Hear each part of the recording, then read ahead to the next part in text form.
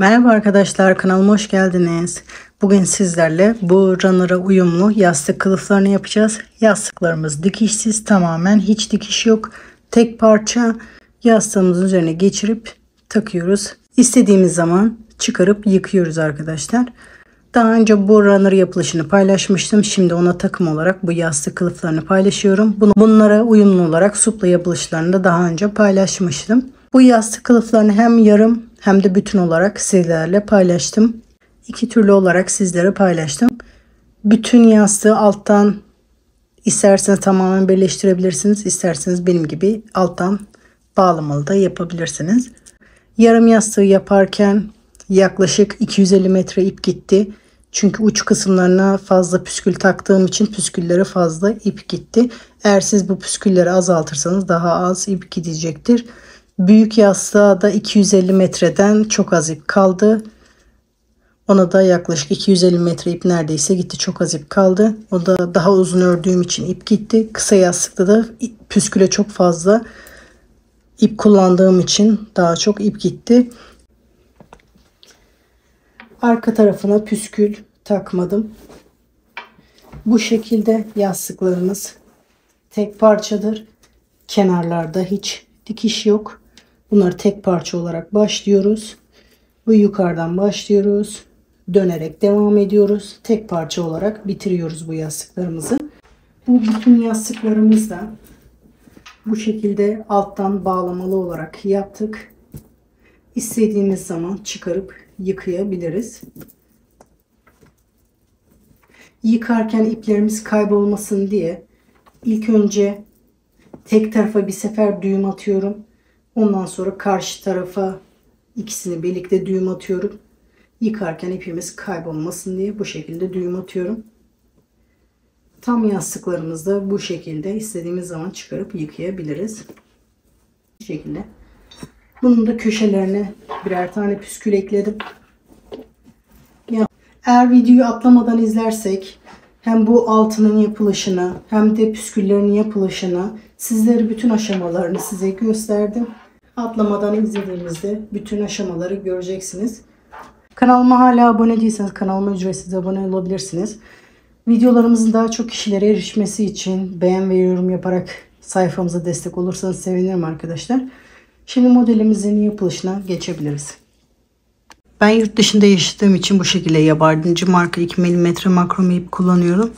2 mm örgü makrome ip kullanıyorum. Bu şekilde yakından sizlere de göstereyim. Gramajları da size söyleyeyim. Belki bu gramajlar Türkiye'de işinize yarar. 250 gramda 250 metre ip varmış. %69 koton, %31 polyester. Normalde 2 ile 4 mm arasında tığla örülüyormuş ama ben 4 mm tığ kullanacağım. Bu şekilde size göstereyim. 2 mm koton ip. Daha önce bu şekilde koton ip kullanıyordum. Aynı onun gibi yumuşak bir ip, sert bir ip değil. Yapacak arkadaşlara fikir olsun. %100 koton değil ipim. %69 koton, %31 polyester. Böyle ekran resmi alın. Gittiğiniz yerlerde sorabilirsiniz.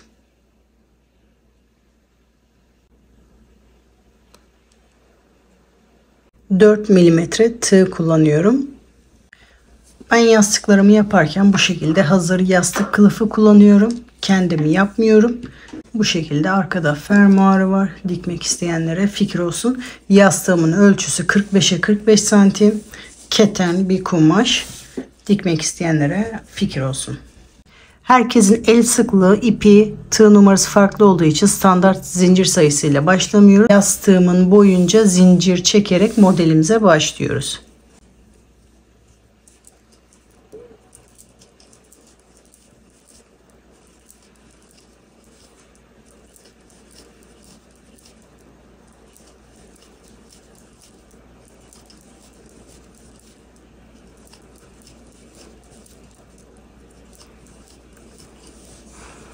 Bu şekilde yastığımızın boyunca zincirimizi çekiyoruz. Şimdi birkaç tane bu şekilde ekstra çektim. Ne olur ne olmaz örneğimiz belki hani yetmez. Fazlalığı sökebiliriz. Yastığımızın boyunca zincir çektim. Tam yastığın bittiği yere işaretimi ekliyorum.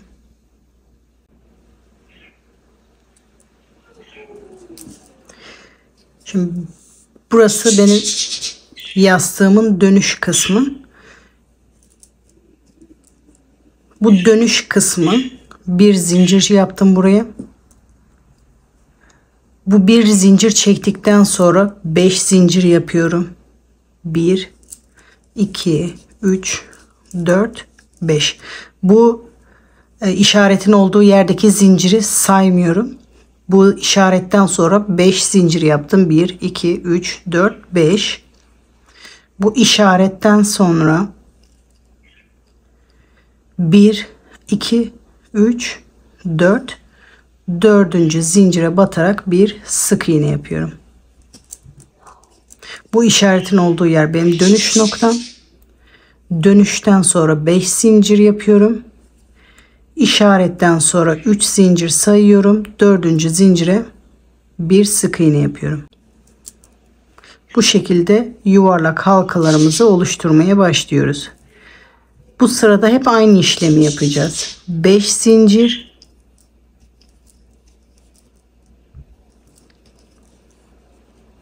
bu battığımız zincirden sonra 3 zincir sayacağız. Dördüncü zincire bir sık iğne yapacağız. 1 2 3 4. Dördüncü zincire bir sık iğne. 5 zincir, battığımız zincirden sonra dördüncü zincire bir sık iğne yapıyoruz. 1 2 3 4, 5 zincir, 1 2 3 4, dördüncü zincire bir sık iğne yapıyoruz. Bu sıra çok kolay. Bu şekilde yastığın kenarından beri ölçüyorum. Bu yastığın kenarına kadar aynı şekilde yapıyoruz. Sıra sonuna kadar bu şekilde yapalım. Şimdi ben sıra sonuna kadar yaptım. Şimdi kenar dönüşünü yapacağım. Benim zincirim tam yetti. Şimdi tekrar 5 zincir yapıyorum. Sıramı dönüyorum. Yastıklarımızda kenar dikişi olmadığı için dönerek devam ediyoruz.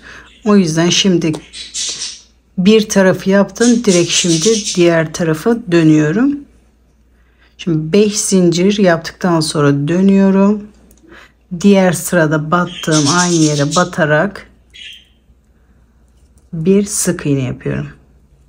5 zincir. Diğer sırada aynı battığım yere batarak bir sık iğne yapıyorum. 5 zincir. Aynı sırada aynı yere batarak devam ediyoruz. 5 zincir. Aynı yere batarak bu şekilde sıra sonuna kadar devam ediyoruz. Şimdi burası bizim yastığımızın tepesi oluyor. Bu şekilde dönerek devam edeceğiz. Bu şekilde sıra sonuna kadar, bu batma yerine kadar yapalım. Son birleştirmesini beraber yapalım. Bu son batma noktasına kadar geldim. Şimdi hem sıramızı birleştireceğiz hem de benim böyle ortadan başlamam gerekiyor. Şu şekilde hem sıramı birleştirmem gerekiyor hem de böyle ortadan başlamam gerekiyor ki 5 zincir çekip diğer sıranın diğer yuvarlağın ortasına batmam gerekiyor. Aynı bu şekilde ortadan başlayıp diğer boşluğa batmam gerekiyor. O yüzden şimdi 3 zincir, tığımı doluyorum. Burası benim batma noktam olacaktı. Aynı bu şekilde bu batma noktam, yani başlangıç noktası. O yüzden işaret almıştım. O batma noktasına batarak bir trabzan yapıyorum. Hem bu sıramı birleştirmiş oluyorum hem de ortadan başlamış oluyorum bu şekilde. Şimdi 5 zincir çekip diğer sıranın ortasına batabilirim. Şimdi ikinci sıraya başlıyoruz. Ve bu kenarı bu şekilde dönüyoruz. 5 zincir, diğer boşluğun ortasına gelerek bir sık iğne yapıyoruz. Şimdi bu sıra daha kolay. 1 2 3 4 5 boşluğa gelip bir sık iğne yapıyoruz. 5 zincir, sıradaki boşluğa gelip bir sık iğne yapıyoruz. 5 zincir, sıradaki boşluğa gelip bir sık iğne yapıyoruz. Bu sıra bu şekilde çok kolay ilerliyor. 5 zincir, sıradaki boşluğa gelip bir sık iğne. Bu şekilde bütün boşluklara batarak sıra sonuna kadar geliyoruz. Bu kenarı da aynı bu kenar gibi yapıyoruz. 5 zincir yapıp diğer boşluğa geliyoruz. Aynı burada da. Bu boşluktan 5 zincir yapıp diğer bu kenara geliyoruz. Bu dönüşü de size göstermek istedim. Kenara kadar geldim. 5 zincir. Bu kenara dönüyorum. Sıradaki boşluğa, diğer kenardaki boşluğa bir sık iğne yapıyorum, batıyorum. Burası da böyle kenar olmuş oluyor. 5 zincir çekerek sıradaki boşluğa geliyorum, bir sık iğne yapıyorum. Sıra sonuna kadar bu şekilde devam ediyorum. Bu başlangıç noktasından önceki boşluğa kadar bu şekilde yapıyorum. Birleştirmesini diğer sıradaki gibi yapacağız. Sonuna kadar geldim. Bitme aşamasındaki son boşluğa kadar geldim. Şimdi diğer sırada yaptığımız gibi benim hem sıramı birleştirmem gerekiyor hem de ortadan başlamam gerekiyor. 3 zincir, tığımı doluyorum. Bu diğer sırada sırayı başladığımız yer hem de trabzan olarak görünen yerin tepesine batıyorum. Orada bir trabzan yapıyorum. Hem sıramı birleştirmiş oluyorum hem de ortadan başlamış oluyorum. Şimdi yeni sıraya başlayacağım. 3 zincir. Bu yaptığımız işlem sadece sırayı birleştirmek için. Şimdi yeni sıraya başlamak için yapıyoruz. Burayı karıştırmayalım. 3 zincir, tığıma doluyorum. Sıradaki boşluğa batıyorum. Yani bu kenardaki boşluğa batıyorum. Bir trabzan yapıyorum. Şimdi biz bunları yapacağız. Burayı karıştırmayalım. Az önceki işlem sırayı birleştirmek içindi. Şimdiki işlem bu trabzanları yapacağız. Bu trabzanı yaptıktan sonra 3 zincir, tığıma doluyorum. Bu yaptığım trabzanın üzerine 3 tane trabzan yapıyorum. 1 2 ve 3. Yani ilk zincir de trabzan olarak sayarsak 4 tane olmuş oluyor toplamda. Şimdi hiç zincir çekmeden tığımıza doluyoruz. Şimdi bu zincirlerde işimiz bitti. Sıradaki boşluğa gelip bir trabzan yapıyoruz. Hiç zincir çekmeden. 3 zincir yapıyoruz. Tekrar aynı işlemi yapıyoruz. Tekrar bu trabzanın üzerine trabzanlar yapıyoruz. 3 tane yapıyoruz. 1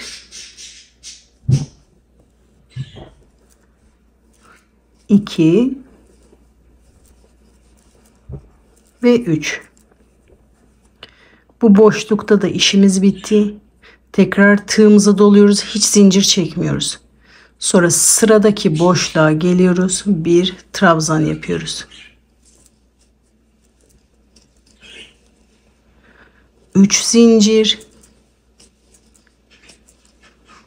Tığıma doluyorum. Bu yaptığım trabzanın üzerine 3 tane trabzan yapıyorum. 1 2 ve 3. Hiç zincir çekmiyorum. Tığıma doluyorum. sıradaki boşluğun içine bir trabzan yapıyorum. Bu şekilde bütün boşluklara aynı işlemi yapıyoruz. 3 zincir, tığıma doluyorum. Bu yaptığım trabzanın üzerine 3 tane trabzan yapıyorum. 1 2 ve 3. Bu şekilde yan yan trabzanlarımız oluşmaya başladı. Bu şekilde bütün boşluklara aynı şekilde devam ediyoruz. Bir sefer daha göstermek istiyorum. Ondan sonra sıra sonuna kadar bu şekilde ilerleyelim. Hiç zincir çekmiyorum. Tığıma doluyorum. Boşluğun içerisinde bir trabzan yapıyorum. Sonra elimi hafif çeviriyorum. 3 zincir. Tığımı doluyorum. Bu yaptığım trabzanın üzerine 3 tane trabzan yapıyorum. 1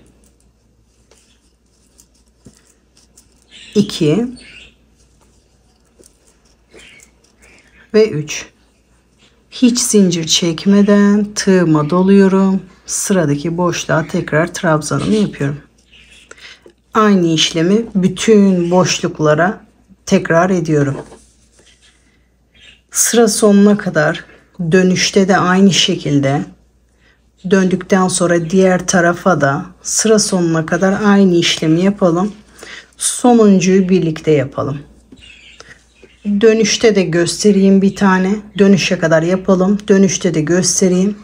Sırayı döndükten sonra sıra sonuna kadar birlikte yapalım.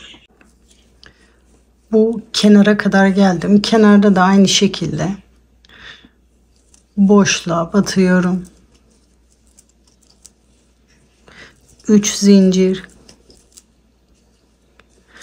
trabzanın üzerine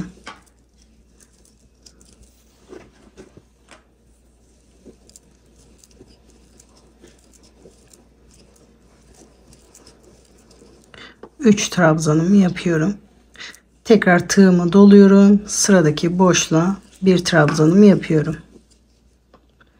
3 zincir, trabzanın üzerinde 3 trabzanımı yapıyorum.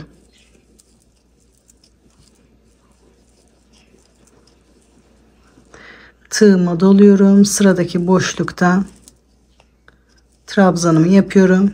Bu kenarı da sıra sonuna kadar bu şekilde devam ediyoruz. Diğer kenarı bu şekilde yaptım. Bu kenarı da sıra sonuna kadar devam edelim. Bu kenarı döndüm. Bugün kenarımız oluştu.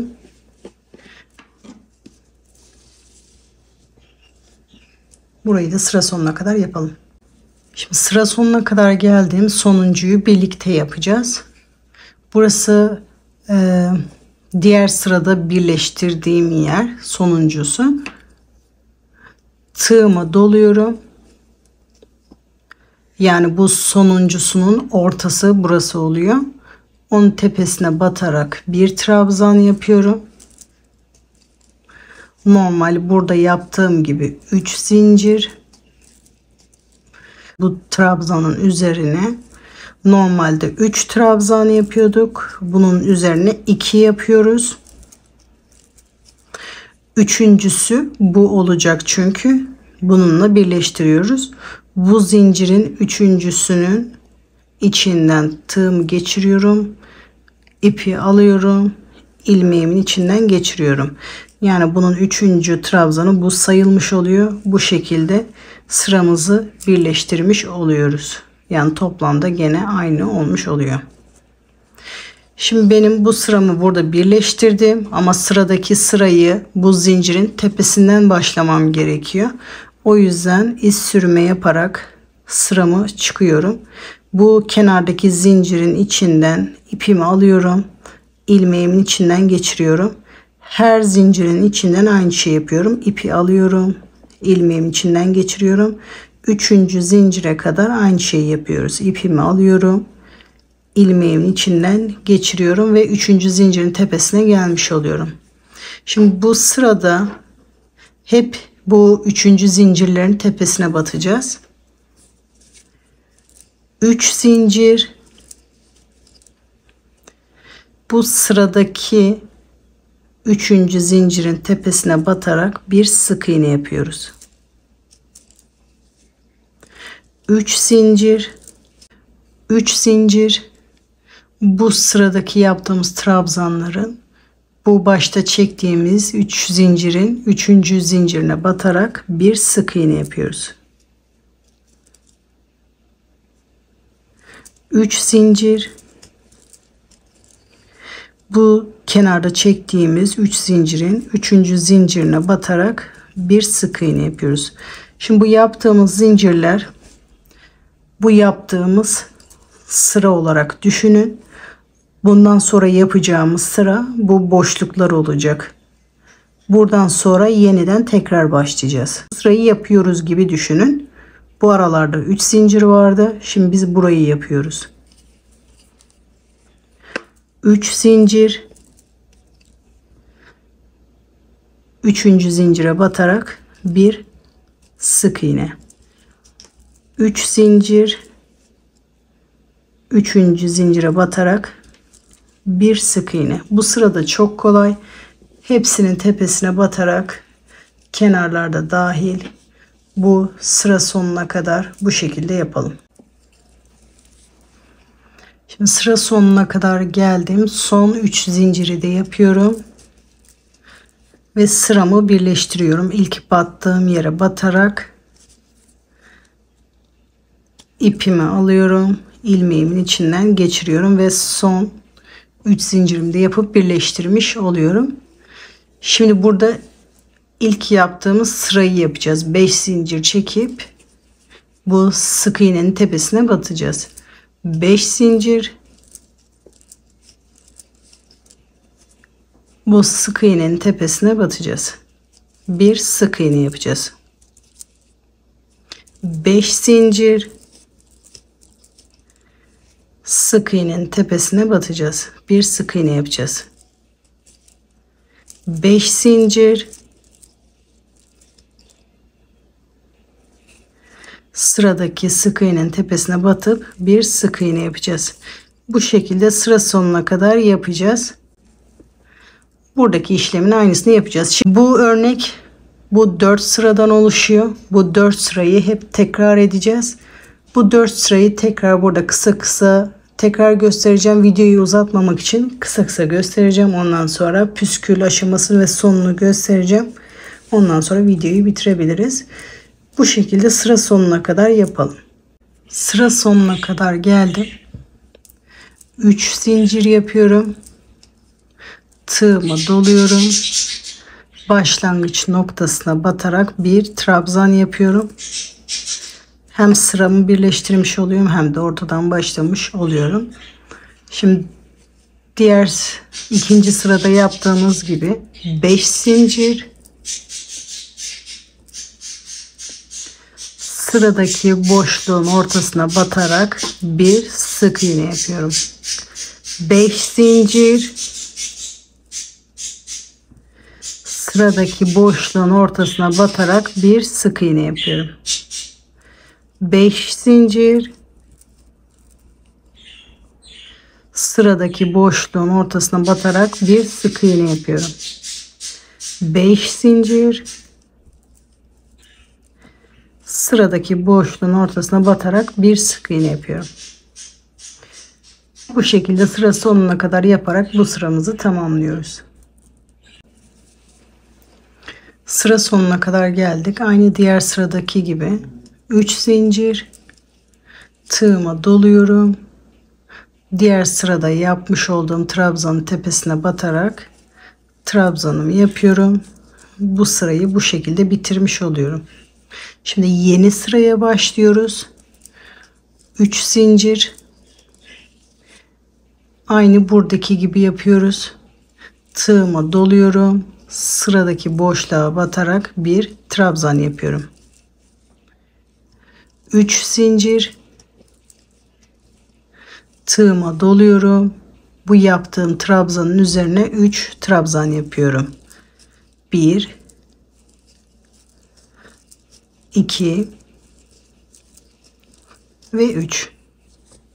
Tekrar tığıma doluyorum. Sıradaki boşluğa bir trabzan yapıyorum.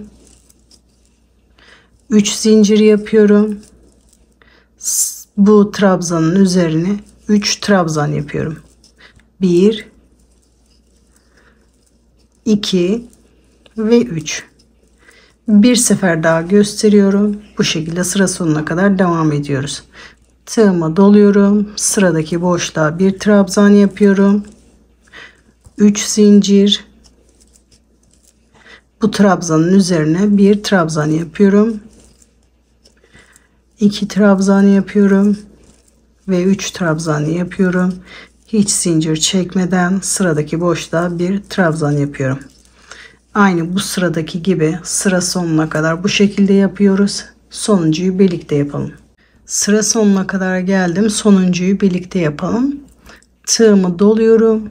Diğer sırada birleştirmek için yaptığım trabzanın tepesine batarak trabzan yapıyorum. 3 zincir. Tığıma doluyorum. Bu trabzanın üstüne 2 trabzan yapıyorum. 1 2 3. trabzan bu başlarken yaptığımız 3 zincir sayılıyor.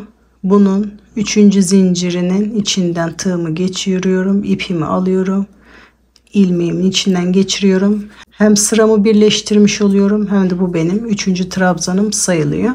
Şimdi benim yeni sıraya başlamam için bu 3. zincirin içinden başlamam gerekiyor. O yüzden bu zincirlerin içinden iz sürme yaparak zincirin tepesine geliyorum. Zincirin içinden tığımı geçiriyorum, ipi alıyorum, ilmeğim içinden geçiriyorum.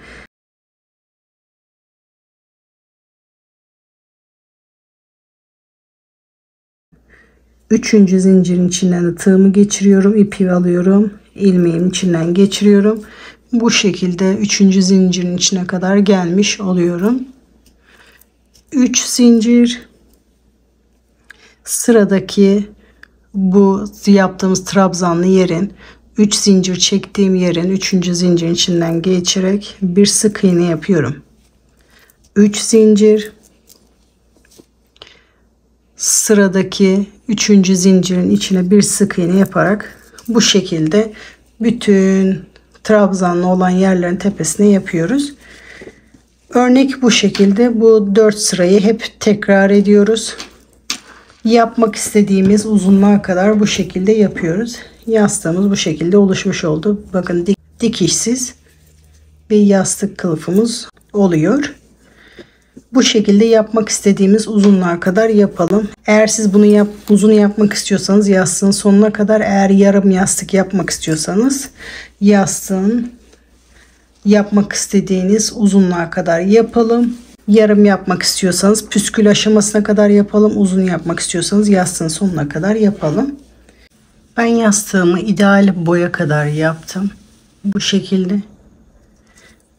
Püskülümle ölçtüğüm zaman benim için bu şekilde ideal boy. Bu benim yarım yastığım. Bu şekilde bir tane yarım yastık hazırladım. Bu şekilde bir tane de tam yastık hazırladım. Tam yastığın altını yapılışını da göstereceğim. Yarım yastığı da göstereceğim.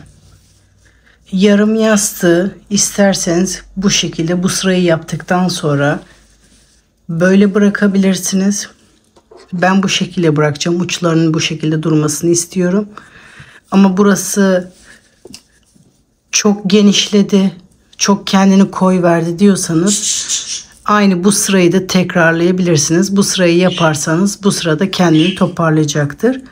3 zincir çekip sıradaki 3 zincirin tepesine batarak bu şekilde bu sırayı tekrarlayarak bu sırayı yaparsanız kendini toparlayacaktır. Yayılma olmayacaktır. İki türlü de yapabilirsiniz. Ben bu şekilde bırakacağım. Uçların bu şekilde bitmesi benim daha çok hoşuma gitti. Püskülleri bu 3. zincirin ucuna takacağım.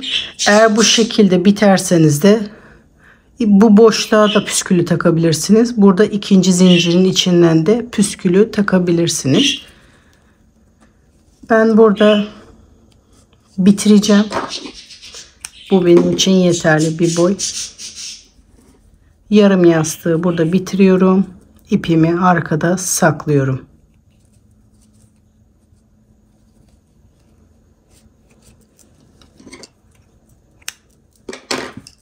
Şimdi uzun yastığın alt kısmını göstereceğim. Uzun yastığı bu şekilde yastığın boyunca ördükten sonra isterseniz bu kısmı bu şekilde açık da yapabilirsiniz. Yastığın boyunca ördükten sonra sadece bu şekilde alt kısımlarda düğüm de atabilirsiniz. İsterseniz birleştirebilirsiniz de. Yastığımı düzelttikten sonra yastığımı iyice düzeltiyorum. Birleştireceğim yere kadar işaret alıyorum. 1, 2, 3, 4. 4 tane yaptıktan sonra işaretimi takıyorum. Aynı diğer tarafta da 4 taneyi birlikte yapacağım. Ondan sonra tek tek yapacağım. Diğer tarafı da sayıyorum. 4 tane buradan da işaretliyorum.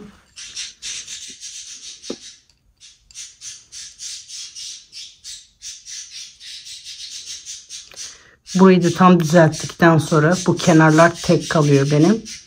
Sizinki böyle çift de olabilir. Bu şekilde de olabilir. Benim düzelttikten sonra kenarlar tek kalıyor.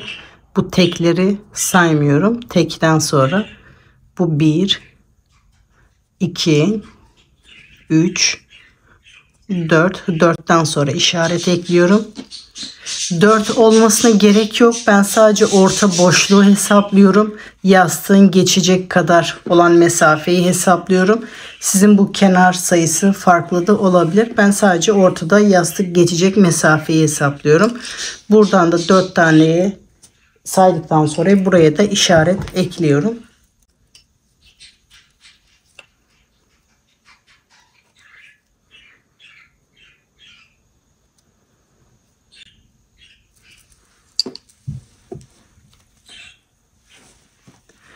Bu alt birleştirmesini yaparken hem birleştireceğiz hem de bu esnemeyi toparlayacağız. Esneme de gidecek.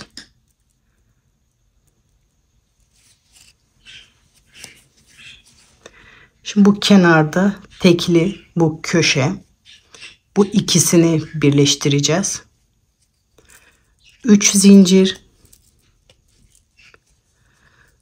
Bu 3. zincirin köşesinden bu karşı taraftakinin de 3. zincirin köşesinden batarak ipimi alıyorum.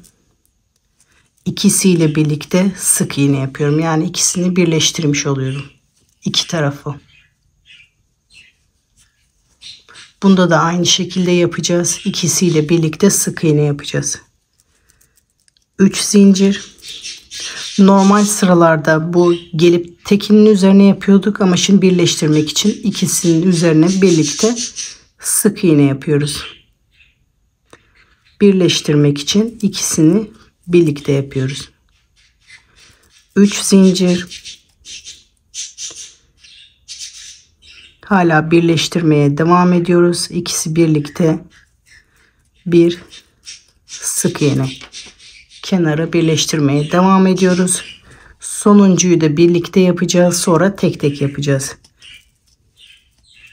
3 zincir.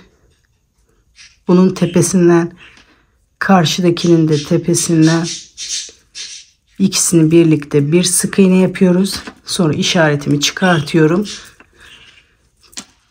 Birleştirme aşaması bitti. Artık burayı tek tek yapmaya devam ediyoruz. Bu kenara gelene kadar. Hem yaparak bu kenara geçmiş oluyoruz hem de buradaki esnemeyi durdurmuş oluyoruz. 3 zincir. Artık ikisini birlikte yapmıyoruz. Tek olarak yapıyoruz. Bak arkayı yapmıyoruz. Sadece ön tarafı yapıyoruz. Tepesine batarak bir sık iğne yapıyoruz. Arkadakini yapmıyoruz. 3 zincir. Sıradaki tepesine batarak bir sık iğne yapıyoruz. Tek yapıyoruz. Arkadakini yapmıyoruz. 3 zincir. sıradakinin tepesine batarak bir sık iğne yapıyoruz. Normal sırada yaptığımız gibi. 3 zincir, sıradakinin tepesine bir sık iğne. Bu şekilde buraya kadar aynı şekilde yapalım. Tek olarak buraya kadar yapalım. İşaretten önceki yere kadar geldim. İşaretten önceki yere de tek olarak yapıyorum.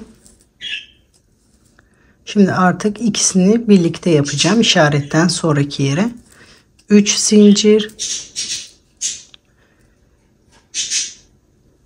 bunun tepesine batıyorum. Diğer karşıdakinin de tepesine batarak ikisini birlikte sık iğne yapıyorum. Artık buradan kenara kadar ikisini birlikte yapıyoruz. 3 zincir, bunun tepesine batıyorum. Karşıdakinin de tepesine batarak ikisini birlikte sık iğne yapıyorum. 3 zincir, bu köşeye batıyorum. Bir de karşıdaki köşeye batarak bir sık iğne yapıyorum. 3 zincir, bu köşeye batıyorum.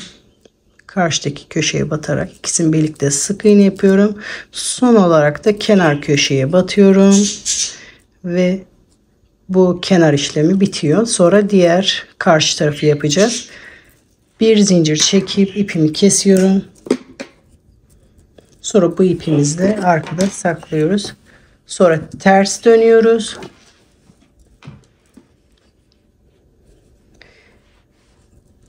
Bu yastık geçireceğimiz yerin bir tarafını yaptık. Şimdi diğer tarafını yapıyoruz.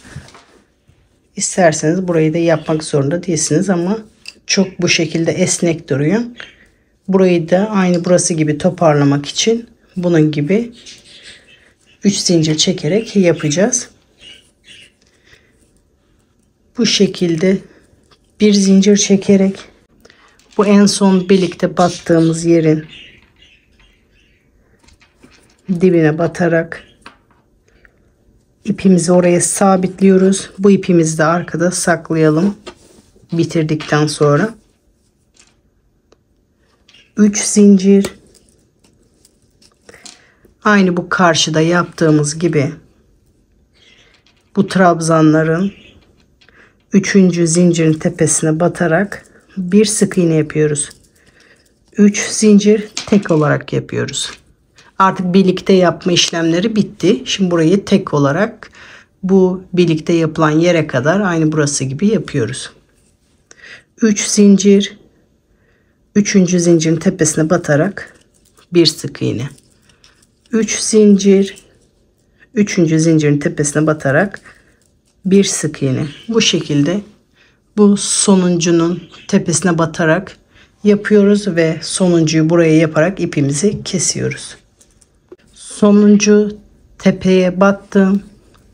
3 zincir ve son olarak bu ikisini birlikte yaptığımız yere dibine batarak ipimi oraya sabitliyorum. Bir zincir çekip ipimi buradan kesiyoruz. İpimizi arkada saklıyoruz. Alt kısmı da bu şekilde bitirmiş oluyoruz. Alt kısmını bağlamak için de bu şekilde zincirden oluşan bir bağcık hazırladım ben. Normal iple de isterseniz bağlayabilirsiniz. Ben kısa yaptım. Bunu isterseniz daha uzun da yapabilirsiniz. Toplam 50 zincir yaptım. Bu şekilde normal zincir çekerek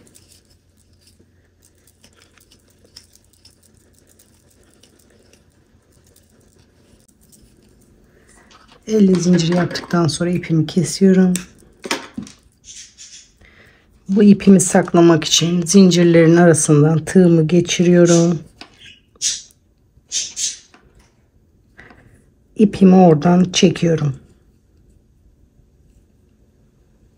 Bu işlemi iğneyle de yapabilirsiniz.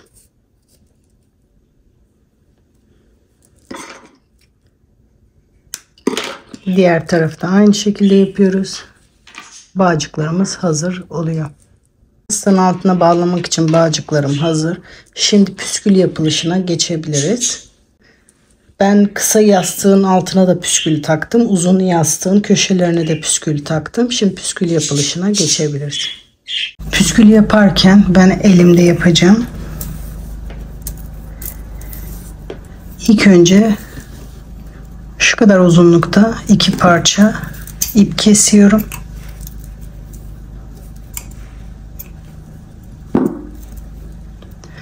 İpin bir ucunu bu şekilde elimde tutuyorum. 15 defa sarıyorum. 1, 2, 3, 4, 5, 6, 7, 8, 9, 10, 11, 12, 13, 14 ve 15.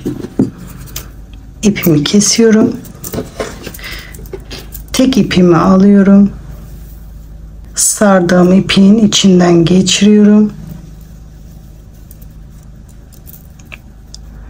2 sefer düğüm atıyorum. Sıkı düğüm atıyorum. 2 sefer sıkı düğüm atıyorum.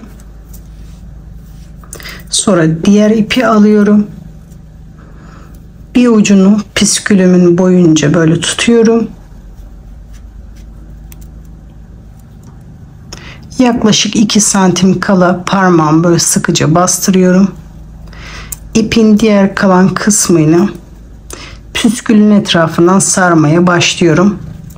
Üst üste gelmeyecek şekilde, böyle yan yana gelecek şekilde sarıyorum. Bu şekilde 4 defa, dilerseniz 5 defa sarıyorum. Sonra ipin diğer ucuyla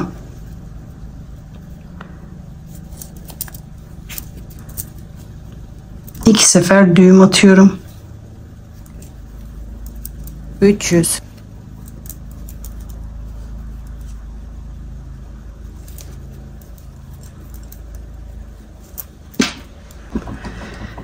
İğne yardımıyla ya da tığ yardımıyla bu düğüm attığımız, bu sardığımız yerin arkasından beri ipimizi geçireceğiz. Sardığım düğümün arkasından beri tığımı geçiriyorum.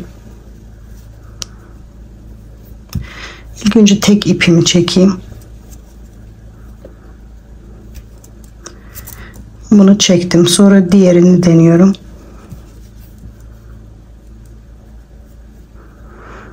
Diğerini de çektim.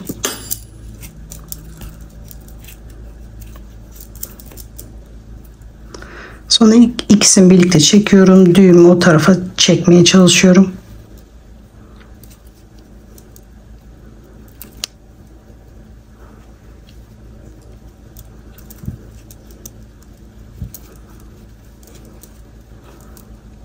Ve bu şekilde oluyor.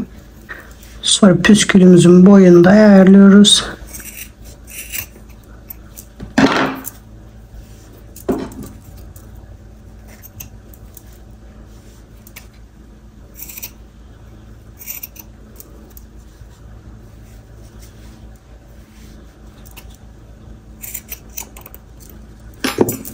Ve püsküllerim hazır. Ben püsküllerimi yaparken bu şekilde 19 milimetre tahta boncuk da kullanacağım. Tahta boncuk kullanmak zorunda değilsiniz. Sadece püskül de kullanabilirsiniz bu şekilde.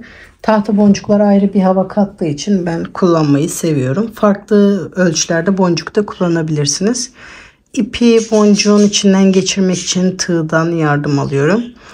Tığ yardımıyla ipimi boncuktan geçiriyorum.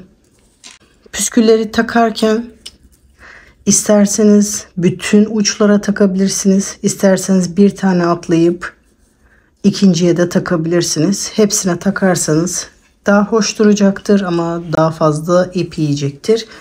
Püskülü takarken normal 3 zincir yapıp battığımız 3. zincirin ortasından batarak yapıyorum.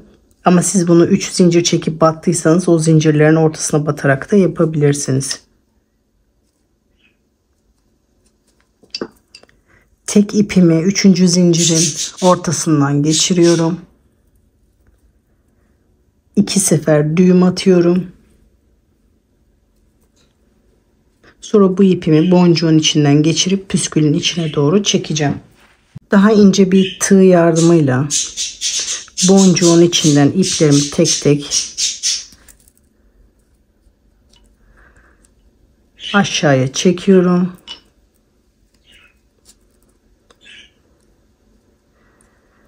Diğer ipimi de aynı şekilde.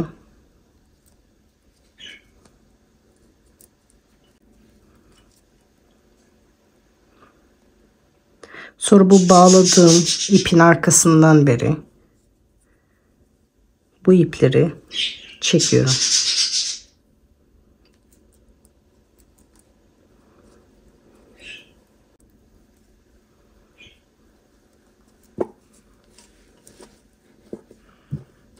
Bu şekilde takıyoruz. Ben şimdi birer tane boşluk bırakarak size göstereceğim. Ondan sonra ortasına da takarak da göstereceğim farkı. 3 tane taktım. Bunlar birer tane boşluk bırakarak taktım. Bu şekilde görünüyor. Aralarda bir püskül boşluk bırakarak bu şekilde oldu. Şimdi aralara da püskül takarak size sonucu göstereceğim. Hangi şekilde hoşunuza giderse siz o şekilde yapın. Şimdi püskülleri takıp geliyorum. Bakalım siz hangi halini beğeneceksiniz. Aradaki püskülleri de taktım. Benim bu şekilde daha hoşuma gitti. Biraz daha fazla ip gidiyor ama görüntü daha güzel oldu. Sizler ne şekilde beğendiniz? Yorumlarda yazarsanız sevinirim arkadaşlar. Yarım modelin bitmiş şekli bu şekilde. Şimdi tam modeli de size göstereceğim. Yeşilin bitmiş hali de bu şekilde. Köşelerine birer tane püskül ekledim. Onlara da tahta boncuk ekledim. İster bu şekilde yarım, ister bu şekilde bütün olarak da yapabilirsiniz. Modellerin yapılışı bu kadar. Kanalıma hala abone değilseniz kanalıma ücretsiz abone olabilirsiniz. Sıradaki videolardan anında haberdar olmak için zili açabilirsiniz. Videolarımızın daha çok kişilere erişmesi için beğen ve yorum yaparak destek olursanız sevinirim arkadaşlar. Sıradaki videolarda görüşmek üzere. Herkese kolay gelsin diyorum.